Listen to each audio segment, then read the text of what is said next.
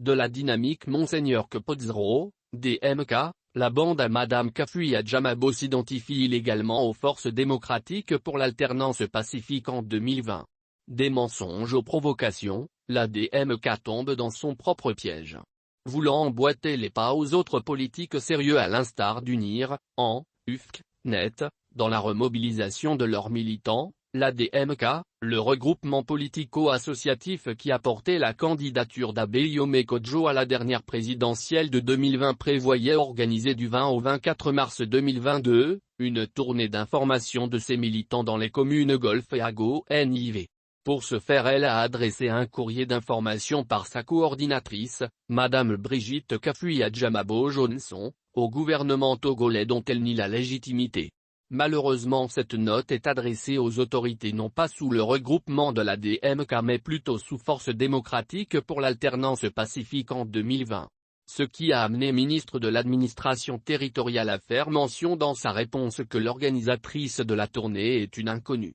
Même si, au niveau de la DMK, on estime que cette organisation n'est rien d'autre que la sœur siamoise de la DMK.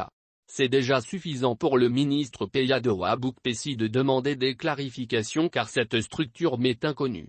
Elle n'a aucune base légale enregistrée au ministère de l'administration territoriale, de la décentralisation et du développement des territoires, écrit le ministre dans son courrier réponse à la mémé ouragan de la DMK.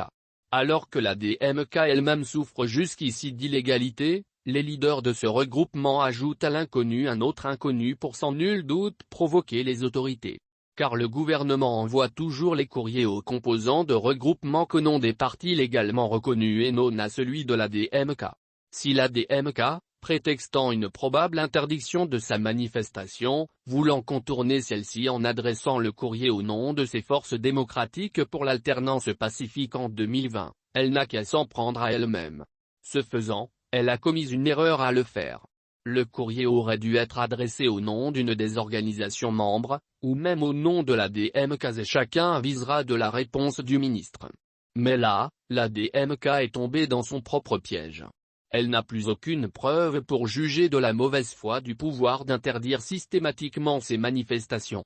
Au moment où la sous-région ouest-africaine y compris le Togo est sous menace permanente du djihadisme et que le chef de l'État Forgna Simbemel est bouché double pour la stabilité et la sécurité du pays, il serait inconcevable qu'un gouvernement sérieux puisse autoriser des manifestations dont les organisateurs n'ont aucune base légale.